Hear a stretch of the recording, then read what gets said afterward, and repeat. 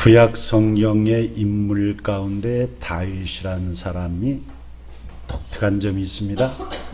다윗이라는 사람의 생애를 가장 잘 보여준 그 성경이 어디냐라고 제가 제 나름대로 생각한다면은 시편이다 생각을 해요. 시라는 것은 우리가 문학의 여러 표현 형식 가운데 무슨 문학적인 장르라고 그러잖아요. 다양한 분야가 있어요. 뭐 기행문도 있고 자서전도 있고 뭐 논문도 있고 여러 형식의 뭐 사람의 어떤 가지고 있는 생각들이나 뭐 여러 가지 사상들을 나타내는 표현의 방식들인데 그 중에서도 시라는 형식은 굉장히 독특한 거지요. 시인들이 시를 쓸 때는 대개가 막연한 상상 가운데 쓰지 않는다고 그래요. 자기가 어떤 체험했던 것들을 근거로 되게 쓰는 거래요. 체험했던 것들을 함께 공유하고 싶은, 그래서 함께 이런 것들을 가지고 싶은 속에서 하는 것들이 시문학의 어떤 특징 가운데 하나고, 특히 또 시문학에서는 어휘들은 그냥 일반 다른 글로 표현하는 것보다 더 함축적인 뜻을 가지고 있어서 풍성한 어떤 감성을 담고 전하는 것이 시문학의 특징이라고 그래요. 그러니까 시편이 성경 가운데 150편이 수록되어 있죠. 150편이 수록되어 있는데 많은 분량입니다. 그 중에서도 절반 가까운 시편을 다윗이 지은 시로 모든 성경학자들이 인정을 해요. 다른 말로 말하자면 다윗만큼 하나님을 체험을 많이 한 사람이 그렇게 많지 않다라는 거죠.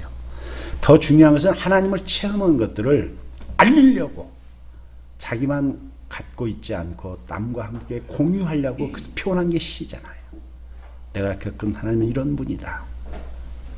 자기가 그 하나님이 자기로 하여금 겪게 하셨던 것을 성령의 감동이 물론 있었겠지만 하나님을 사랑하는 마음, 내가 알고 있는 하나님을 다른 사람도 이렇게 알았으면 좋겠고 함께하면 좋겠다라는 뜻을 담아서 쓴 게 시예요. 그래서 항상 하나님이 어떤 분이신가, 성도는 어떻게 인도하시는가, 어떤 지경이 있을 때 성도가 어떻게 하나님에 반응하면 하나님 어떻게 응답하시는가, 자기가 경험했던 것을 근거래요. 여기 보면은 그 중에서 시편 34편을 내가 오늘 왜 선택했냐면은 이 시편 34편 이 위에 보면은 다윗이 아비멜렉 앞에서 미친 채다가 쫓겨나고 나서 지은 시다라고 그렇게 표제라고 그래요. 물론 다윗이 시를 쓸 때 이런 제목같이 다루는 거 아니에요. 그런데 성경을 이렇게 같이 하나님의 말씀으로 이렇게 검증해서 했던 우리 신앙의 선배들이 이 다윗이 지은 시편 34편의 시를 연구한 검토한 결과 아마 이 시는 이런 걸 배경을 하고 쓰여졌다라고 보는 거예요. 우리가 잘 아는 대로 다윗은 하나님 앞에 충성됐죠. 하나님께 성령을 통해서 우리가 사무엘을 통해 가지고 성령의 기름부음을 받았죠. 다윗 왕으로서의 기름부음을 받았지요. 받고 난 후부터 혹독한 훈련이 시작됩니다. 제가 말씀드린 그 다윗 시편 23편 그 4절입니까? 내 영혼을 소생시키시고 자기 이름을 위하여 의의 길로 인도하신다. 이게 아주 중요한 구절이죠.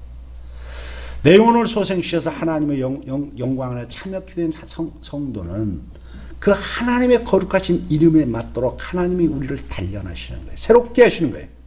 예수 믿으면 반드시 성화의 과정을 겪도록 하라는 것이지 엉망진창이었던 잘못된 모든 삶을 하루아침에 확 바꿀 수는 없는 거예요. 우리를. 그건 신비주의라고 그래요. 그거 한 번 기도해서 한 번 은혜 받으면 사람이 확 달라진다? 그럴 수 없는 거예요. 계속 시행착오를 거듭하고 시행착오를 거듭하면서 끊임없는 성령의 인도, 그래서 성도의 견인이라고 그러잖아요. 성령의 끊임없이 말씀으로 그런 걸 통해서 우리가 어제보다는 오늘보다는 내일이 예수님을 닮아가는 걸로 가는 것이지 한순간에 믿음은 한순간에 올 수 있지요. 성령의 감동으로 특별한 이적이라는 걸 보고 나서 계시네? 라고 했지만 내가 믿는 그 하나님 한순간 어떻게 알아요? 모르죠. 성경을 한 번 읽었다고 알아요? 모르죠. 은미하고 계속 읽으면서 삶 가운데 끊임없이 기도하고, 그래서 매일 성경을 우리가 보라 그러고 매일 기도하라는 것은 그 살아계신 하나님과 계속 교제를 해야만 알아가는 거예요. 닮아가는 거예요. 교제하지 않으면 닮아갈 수가 없죠. 그래서 제가 항상 강조하지 않습니까? 하나님을 닮아갑시다. 하나님과 교제하는 방법. 여기 시편 34편 가운데서 가장 멋있는 다윗이 멋있게 표현한 것이 뭐냐면 8절이에요. 8절. 저는 그렇게 봐요. 너희는 8절 같이 읽을까요? 너희는 여호와의 선하심을 맛보아 알지어다. 그에게 피하는 자는 복이 있도다.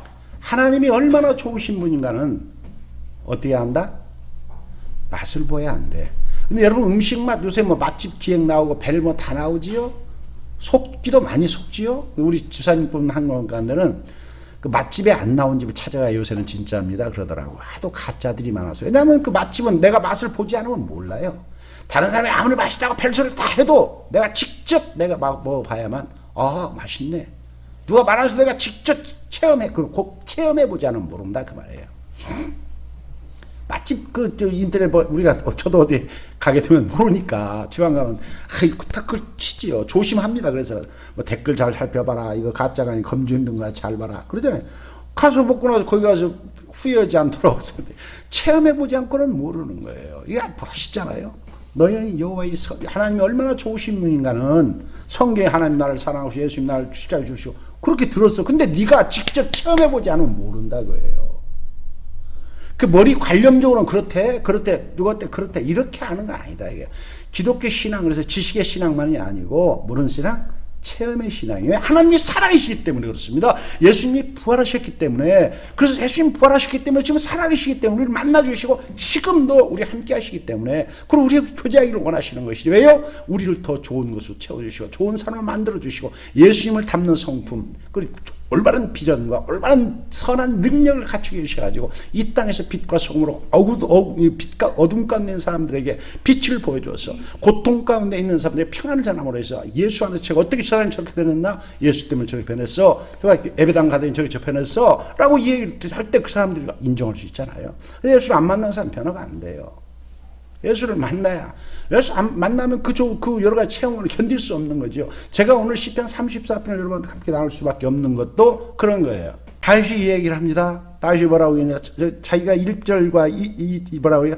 자기 개인적으로 항상 자기는 하나님을 상총추하겠다, 찬양하겠다는 거죠. 항상 주님을 찬양하는 삶을 살겠다. 그래서 내가 항상 내 영혼이 2절은 1절은 공개적으로 예배를 드릴 때마다 하겠다겠지만 2절은 개인적으로 어디 있든지 내가 하나님을 자랑하겠다라는 거예요. 자랑을. 그래서 왜 그러냐면 곤고한 사람들, 나와 같이 힘들고 세상 살 때 어렵고 위기에 닥친 사람들에게는 하나님만이 힘이 되시고 하나님만이 구원해 주실 분이 되니까 이런 사람들이 그 하나님을 알고 나와 같이 되기를 원하는 마음을 가져서 그렇다라는 거예요. 그래서 권면하는 게 3절 같이 3절에서는 나와 함께 너희들 하나님이 어떤 분이야? 광대하신 분, 우리가 헤아릴 수 없는 능력을 가지신 분, 그렇죠? 헤아릴 수 없는 능력, 우리 지식 이성 가지고 헤아릴 수 없는 그런 능력을 가지신 그 하나님의 이름을 함께 찬양하는 그런 삶을 살자라고 그런 얘기를 하나님에 대해서 얘기한 뒤에 그 어떻게 너한테 해줬기 때문에 그래? 라고 사람들이 궁금하잖아요. 그래서 4절부터 그 얘기하는 거지. 다시 얘기합니다. 내가 여호와를 믿었는데 하나님을 믿었는데 평탄한 삶을 하나님이 허락하시지 않았다라는 거예요. 이거 중요해요. 일부러 고생을 뒤지게 시켰다 이런 말은 아니고 훈련하시는 거죠. 그래서 여기 4절에서 뭐라고 자기가 얘기하냐면 그 삶이 힘들었기 때문에 하나님 앞에 기도할 수밖에 없는 삶을 살았다는 것이죠. 그래서 내 여호와께 간구했다. 간구라는 것은 우리가 기도라는 말은 포괄적인 것을 하나님께 아뢰는 걸 기도라고 한다면 간구라는 것은 구체적으로 내 삶의 현장에서 지금 내 삶의 현장에서 되어진 구체적인 문제들을 낱낱이 아뢰는 것이 간구라고 그래요, 우리가 되게. 또 도고는 남의 것 중보기도 하는 것, 이렇게 큰 기도의 이게 종류 부하자면 그래요. 그렇게 기도를 할 수밖에 없는 삶. 그래서 어떻게 하셨다? 자기가 간구하시니까 하나님이 어떻게 살아계시기 때문에 하나님은 우리 삶 가운데 고난을 주시는 것이죠. 왜 주시냐? 왜 하나님이 이게 주시느냐? 하나님이 어떤 분인가를 알게 하시기 위해서, 하나님을 찾게 하기 위해서, 그래서 하나님 우리가 해결할 수 있는 문제들을 우리에게 주시는 거예요.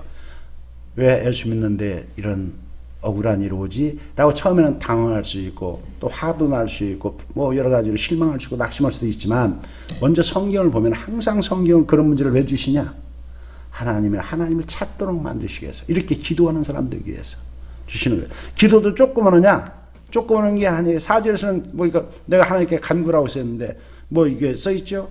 6절에서는 얼마나 삶이 힘들었는지 이 곤고한 자란 말을 다윗은 여기 6절에서 사용했어요. 자기를 표현할 때 여기 2절에서도 곤고한 자 있잖아요. 곤고한 자라는 것은 하나님의 뜻대로 살기 위해서 바르게 삶에 오는 여러 현상 가운데 오는 어려움을 말하는 거예요. 내가 하나님 바르게 살려는데 오는 여러 가지 어려운 환경, 이런 위치에 있어서 힘든 상황을 말하는데, 이런 자가 여기 이렇게 부르짖을 정도로, 간절히 부르짖을 정도로, 일반적으로 뭐 기도의 정도가 아니라 어떤 문제는 정말로 하나님 앞에서 우리가 전심을 다해서 시간을 들이고 또 기도의 뭐 양과 질 다 해서 오랫동안 그렇게 할 때 환난에서, 그래서 써있죠. 예수 믿어도 때로는 두려움 앞에 설 수 있고, 그 4절에서 있잖아요. 모든 두려움 앞에 빠질 수도 있고, 또 6절에서는 모든 환난도 한두 가지가 아니야. 두려움도 한두 가지가 아니야. 수없는 많은 환난과 수없는 많은 두려움들과 부딪히는 거예요. 그게 우리 사람이에요. 성령이 충만하면 그러겠죠. 믿음 충만, 성령 충만, 은혜 충만하면 뭐 하나님이다 하시는데 이거 할렐루야 뭐 다 하실 줄 믿습니다. 그러고 주의 주신 평안을 내가 흐트리지 아니하고 하나님을 찬양하리다 뭐 이렇게 할 수도 있겠지만, 그런 경우는 굉장히 독특한, 좀 그러니까 A+인데 그 신앙으로 하면 만점인데 그런 만점짜리 믿음을 한 사람이 없죠. 거의 다 휘청하는 거죠. 사람이 그러는 거예요. 하나님께서 왜 그렇게 주시냐 써 있죠. 여기도 또 하나, 또 이 시편 34편에서요 우리에게 중요한 말을 가르쳐 주는 게 있어요. 19절 한번 같이 볼까요? 19절. 자, 같이 볼까요? 의인은 고난이 많으나 여호와께서 그의 모든 고난에서 건지시는다. 의인이 뭐예요? 성경에서 의인은 하나님과 올바른 관계를 갖는 사람이에요. 믿음의 사람. 그래서 주위 사람도 바르게 하나님의 말씀을 살아가려는 사람. 그게 의인이에요. 믿음으로 사는 사람. 근데 여기 서 있잖아. 믿음으로 살아가는 사람은 뭐가 많대요? 고난이 많대요. 그런데 요새 교회 복음 메시지라고 하면서 값싼 복음을 많이 전해요. 그 예수 믿는 고난을 얻습니다. 그 절대 잘못된 거예요. 그 예수 믿는 환난이 있다고 써 있어요. 환난이, 세상에서 환난을 당하나? 예수 믿잖아요. 너희가 세상에서 환난을 당하나 담대하라 내가 세상을 이기었노라 그러잖아요. 여러분 환난 없습니까? 개인적인 뭐 질병이나 아니 자녀들 문제나 여러 문제, 이 세상에 죄악이 많고 부조리하고 악이 특세하고 사단이 있기 때문에 끊임없이 우리를 공격하는, 예수 믿는 우리에게 끊임없이 예수 못 믿게 하려고 믿어봐야 할 거야. 네가 기도봐야 안 들어줘. 뭐 하나님 안 계셔라고 하도록 해서 수없는 것들 우리에게 더 주는 거예요. 그러니까 고난이 많을 수밖에. 근데 그것조차도 아십니까? 하나님이 허락하신 범위 내에서 우리가 오는 거예요. 그게 사단이 마음대로 하는 게 아니에요. 욥기서에 나와 있잖아. 욥기서에 욥도 공격할 때 사단이 하나님이 허락하신 범위 내에서만 공격하는 것이지 지 마음대로 다 하는 거 아니에요. 그러니까 모든 환난 앞에 설 때 하나님이 허락하신 거구나. 그거 알아야 돼요. 이거 하나님 허락, 저도 그건 알지. 그게 중요한 거예요. 하나님 허락하신 거, 하나님 모르는 데 있을 수 있는 거 없죠. 하나님, 좋은 일이든 모든 일이든 하나님이 허락하신 거예요. 그 속에서 하나님 뜻을 찾는 거죠. 써 있잖아요. 너희도 아느냐? 그래서 의인이 고난이 많는데, 의인의 특징은 뭡니까? 하나님과 올마를 가진 사람들은 그런 어려운 문제가 있을 때마다 어떤 사람들이에요? 하나님을 찾는 사람들이에요. 하나님의 주권을 인정하고 하나님 앞에 기도하는 사람들이에요. 자기 방식으로 문제를 살아가지 않아요. 자기 방식으로 사는 사람들과 하나님을 찾는 사람들의 차이를 이렇게 다윗은 표현을 해요. 10절에서 젊은 사자는 궁핍하여 줄일지라도, 여기 젊은 사자는 이게 문자 그대로 사자, 짐승들 가운데서는 그 당시 그 팔레스타인 지역에서 최고의 그 왕 같은 짐승이 사자였던 거죠. 젊은 사자면 그 사람 알아들어요. 왜 젊은 사자로 했을까요? 왜 젊은 사자일까요? 팔팔하잖아요. 그러니까 젊은 사자는 당을 당해낼 수가 없어요. 늙은 사자는 힘이 없잖아요. 어린 사자도 힘이 없잖아요. 사자는. 젊은 사자는 뭐 어떤 맹수도 그 앞에 못 덤비는 그런 사나움과 그런 용맹과 그런 것을 가지고 있는 것을 특징으로 하는 거예요. 여기서 젊은 사자라는 것은 어떤 거냐면 세상에서 세상을 살아갈 때 자기를 믿고 하나님 안 믿고 자신을 믿고 막 날뛰고 살아가는 그런 삶의 모습을 지금 이렇게 비유적으로 표현한 것을 보는 거예요. 자기가 잘났다고 세상 일같이 살아가는 사람들, 그 사람들은 반드시 어떻게 해요? 결국 실패한다는 거죠. 그렇지 않습니까? 그래서 궁핍하여 줄인다는 것은 그것들이 자기 힘으로 세상 못 이기는 거예요. 그래서 실패하고 어려움을 할지라도 뭐라고 써 있어요? 여호와를 찾는 자는, 그래서 여기서 여호와를 찾는 자로 대비하는 것이요. 여호와를 찾는 자는 하나님을 의지하는 자지요. 부족함이 없대요. 부족함이 없다는데 무엇이에요? 좋은 것에. 악한 것이 아니라 좋은 것에. 우리가 살아갈 때 하나님이 우리에게 좋은 걸 주시는 거예요. 이런 환난 앞에서 우리가 연단받는 속에서 우리가 정결해지고 다시 한번 우리 삶을 되돌아보게 되고 내가 뭐 잘못한 거 뭐였나 돌아보면서 더 하나님 앞에 회개하게 되면서 거룩해지고 올바라지는 거예요. 그리고 그 대처 방식이 하나님의 방식으로 누굴 원망하고 책임 안 지려고 그러는 게 아니라 겸손하게 인정을 하고 사과하고 그렇게 최선을 다하니까 주위 사람들이 덕을 끼치더라고. 내가 이번에 그걸 겪었어요. 정말로. 그게 좋은 것에 부족함이 없다는 거예요. 부족함이 없다는 것은 넉넉하다 이것보다는 필요할 때마다 공급해 주신다는 뜻이에요. 필요할 때마다 그때마다 하나님 채워주신다는 거예요. 이게 아주 중요한 것이지요. 여러분 이 다윗이 자기 생애에서 겪은 걸 지금 이야기하는 거예요. 그래서 다윗이 얘기합니다. 자기 앞에서 하나님께서 하나님이 어떤 분이시냐를 좀 쉽게 하려고 해서 이렇게 하는 거예요. 너희가 이 땅에서 정말로 복된 인생을 살기로 원하냐? 이 얘기하는 거예요. 자 보시죠. 그래서 이렇게 합니다. 12절에 보면은 생명을 사모하고 같이 읽어볼까요? 생명을 사모하고 연수를 사랑하여 복받기를 원하는 사람이 누구냐? 이게 모든 사람이 추구하는 것이 아니겠습니까? 이 땅에 존재하는 모든 사람들이 생명을 사모하고 연수를 사랑한다는 말은 이 땅에서 잘 되고 강건하게 살고 한다는 거예요. 어려움 없이 잘 살려는 사람. 그러니까 다른 말로 말하면 인간다운 삶을 살고 삶의 요새는 뭐가 중요해? 삶의 길이보다는 삶의 질이 중요하다고 하지 않습니까? 우리가 요새는 오래 사는 것이 오래 사는 잘 됐다고 말할 수 없는 어려움이 빠져 있지 않습니까?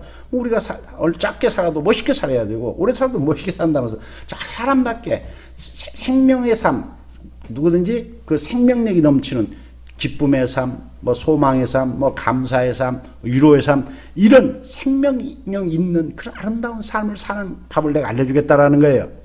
너희들이. 그래서 그걸 다른 말로 하면 복이라고 그러잖아요. 복이라는 말은 쉽게 말하면 열매를 맺는 삶을 말하는 거예요. 악한 것에 대한 열매, 약한 것의 열매가 아니라 우리가 노력하고 선한 일에 노력했는데 헛되지 않고 그것들이 아름답게 열매를 맺게 해주는 삶. 그런 삶. 그건 우리 힘으로 되는 게 아니에요. 정말로 아름다운 열매 맺는 것은 하나님이 주시는, 복은 하나님이 주시는데 복을 주시는 분이 계시다라는 거예요. 너희가 그 복을, 그 아름다운 삶을 살게 해주실 그 분이 계시다라는 거예요. 그래서 그분의 뜻대로 살아갈 때 그것들이 너희에게 주어진다라고 가르쳐 주는 거예요. 그래서 그걸 다른 말로 말하자면은 이게 앞에서 9절에서 그 얘기를 하는 거죠. 성도들아, 그건 여기 믿는 사람이니까 성도들아 그랬죠. 여호와를 경유하는 삶을 사는 사람들이 그런 거예요. 여호와를 경유하는 사람들은 경유하는 사람은 똑같이 뭐가 없다? 부족함이 없다고 그러잖아요. 아까 똑같아요.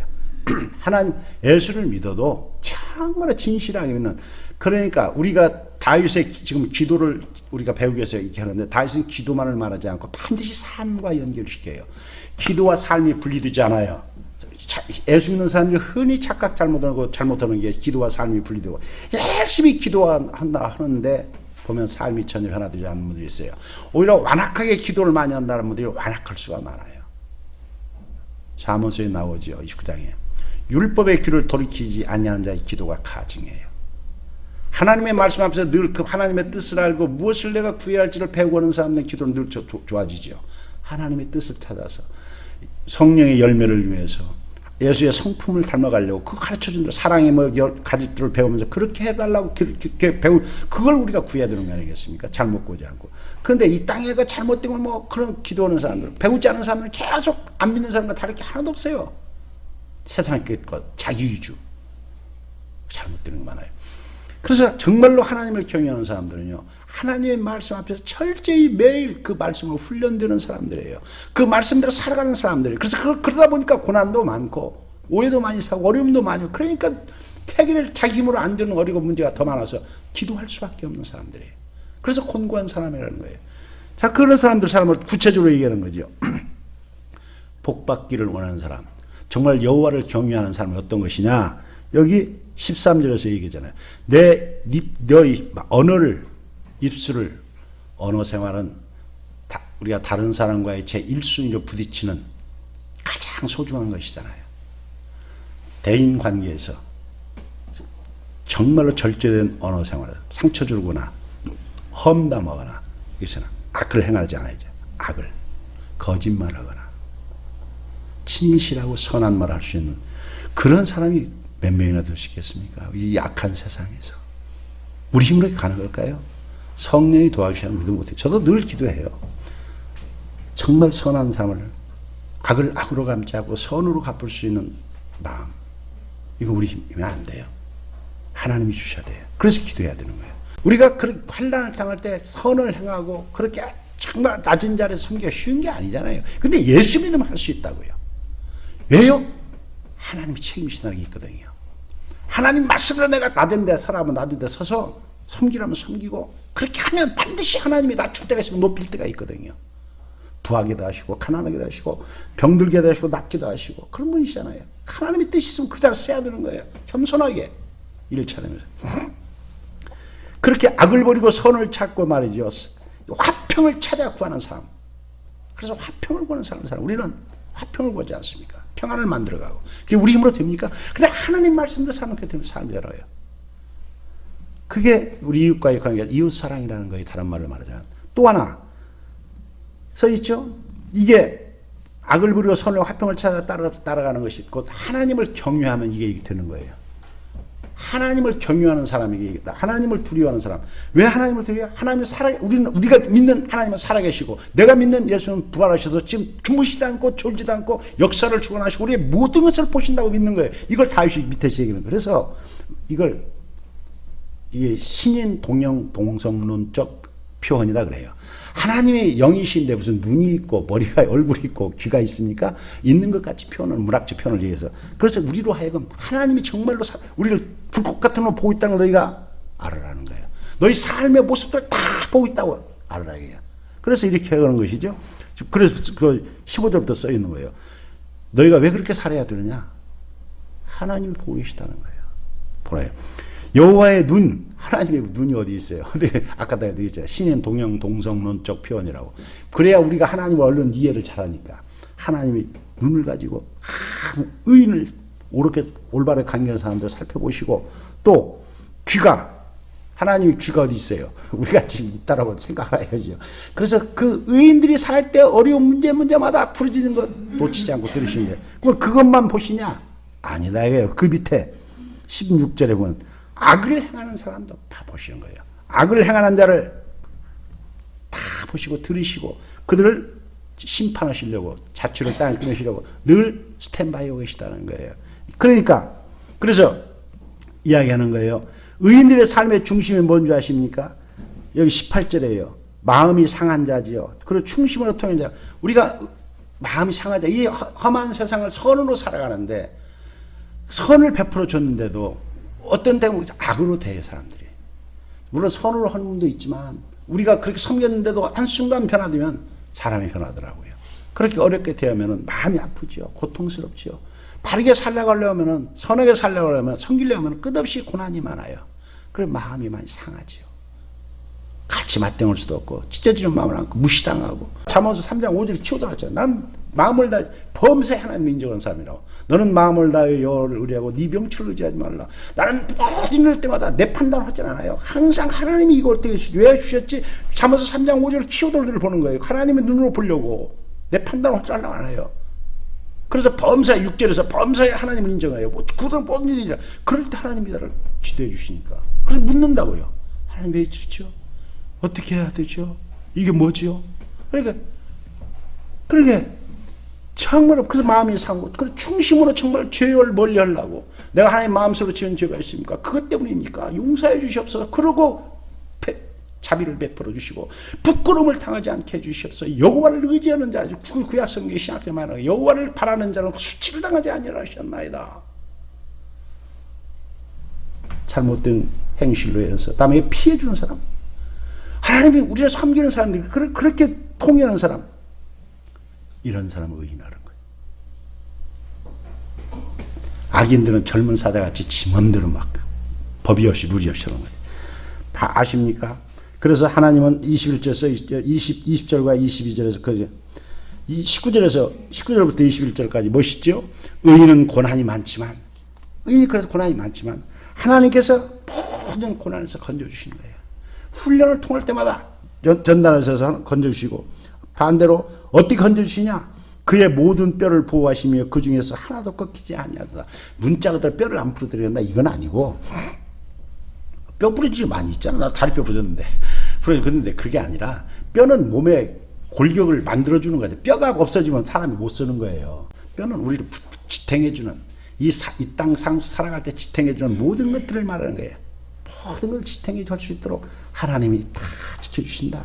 그런 의미를 가지고 있는 것입니다, 여러분. 그래서 그래 세심하게 보호하신다. 너를 보호할 때 무너지지 않게, 너 절대 망하지 않게 하나님은 정말 아시고 하신다, 그런 의미예요. 그런데 뭔지 아냐? 악을 행한 자는 반드시 하나님이 여기 써 있어요. 악이 악인을 주요. 악을 행함으로 말미암아 악인들이 그냥 하나님 앞에 심판받는 게 악 때문에 심판받는 것이죠. 하나님은 악을 미워하시요. 죄 때문에 심판받는 것이죠. 제가 참 의인을 제가 정말 위로받은 게 뭔지 아십니까? 그 뒤에 말이 있어요. 악인들이 하는 게 특징 중에 하나예요. 우리 교회를 대적하고 나를 막 대적하고 무시하고 이러잖아요. 우리가 어떻게 할 수 없잖아요. 근데 성경 위로해 주세요. 뭐라고 위로해 주세요? 여기 뭐라고 써 있어요? 의인을 미워하는 자는 뭐라고 써 있습니까? 누가요? 하나님이. 이게 제가 위로를 받는 중요한 말씀 가운데 하나거든요. 창세기 12장에서도 아브라함이 하신 말씀이에요. 하나님, 내가 너를 축복한 자를 축복하고 내가 너를 저주한 자를 저주하리라. 그러니까 너는 이제 앞으로 내가 내 것이고 너는 절대로 사람 대고 네가 하지 마라. 내게 맡겨라. 그래서 의인은 모든 일이 있을 때마다 하나님께 간구하고 하나님께 부르짖어서 아뢰면 되는 거예요. 나는 그렇게 안 했어요. 여러분, 하나님은 살아계십니다. 저는 이걸 통해 가지고 하나님이 정말로 어떤 어른을 악을 절대로 악을 악으로 갚지 않고 선으로 갚아야 돼요. 성경은요, 잠언서 17장 13절에요. 아까 써 있죠? 하나님이 해주시면 의인을 미워하는 자는 벌을 받으라는 말 있잖아요. 여러분 아십니까? 잠언서 17장 13절에 누구든지 악을 선으로 갚으면 악이 그 집을 떠나지 아니한다 했어요. 17장 13절 무서운 말이에요. 우리가 살아갈 때 기억해야 돼요. 절대로 선한 걸 악으로 갚지 마시고 선을 악으로 절대 갚으면 안 돼요. 악을 선으로 갚으셔야지. 하나님이 다 보셔야 돼요. 그래서 다윗이 얘기하는 거예요. 하나님이 그렇게 의롭게 하나님 신전의식을 가지고 악을 멀리하고 화평을 추구하고 선하게 사는 너희들 의인들은 어떻게 하신다? 구체로 써 있어요. 하나님께서 써 있죠. 17절에 보면은 이런 자들은 여호와의 천사가 항상 동행하는 것이죠. 눈에 보이지 않지만 하나님의 천사가 우리가 동행하고 있다고 써 있고요. 그 다음에 9절에는 하나님께서 절대로 때를 따라 우리에게 하나님께 피하고 의지하는 우리들에게 그런 자는 부족함이 없도록 공급해 주시고요. 적절하게 모든 걸 채워주신다는 거죠. 15절에 뭐라 썼어요? 기도에 응답해 주시는 것이고요. 그 다음에 우리를 보호하시되 20절에 보면 써있으나 아까 뼈까지 하나 안 꺾인다는 말은 섬세하게 보호해 주신다는 거예요. 그리고 가장 중요한 건 뭔지 아십니까? 하나님께서 우리의 마지막 절이에요. 우리의 영혼을 늘 소생시켜 주시고 살려주시고 우리가 어떤 죄를 범할지라도 속량해 주신다는 거지요. 우리가 아까 통에 자복하면 우리가 하나님 앞에서 우리 온전치 못하잖아요. 실수했을지라도 그래도 하나님은 항상 우리에게 은혜를 베푸셔서 들어주시고 용서해 주시고 우리 영혼을 천국까지 함께 영혼들이 있도록 은혜를 베풀어 주시는, 그래서 벌을 받지 않고 하나님과 벌을 받지 않는 거예요. 하나님께 피하는 자, 하나님께 고백하는 사람은 벌을 받지 않고 뭘 받아요? 복을 받습니다. 영생을 받고 아까 말씀 모든 것을 합력하여 선을 이루고 역사의 그 주관들 하나님 통해 우리를 통해 영광을 받으시다. 저는 이번 이 화대상을 통해서 이렇게 하나님이 우리 교회를 사랑하셔서 저를 끝까지 막아주시고 지금 피해도 했는데 결국 한 달 반 가까이 마음고생을 하고 했지만 기도한 대로 정확히 이렇게 응답해 주시는 꿈에도 생각을 못했어요. 이렇게 자세히 해주신 것에 대해서 너무 감사해요. 다윗과 여러분과 함께 공유하고 싶었어요. 이렇게 하나님은 정확하시더라. 이렇게 해서 우리가 정말 억울했고 했던 걸 했다라고 해서 여러분 어떤 일을 만나도 의인은 고난이 많습니다. 그러나 고난은 뭐예요? 무익한 게 아닙니다. 우리를 유익하도록 더 연단시켜 하려고 주시는 거니까 그때마다 어떻게 해요? 간구하시고 부르짖으셔서 하나님께 승리하는 여러분 성도 되시길 예수님의 이름으로 축복합니다.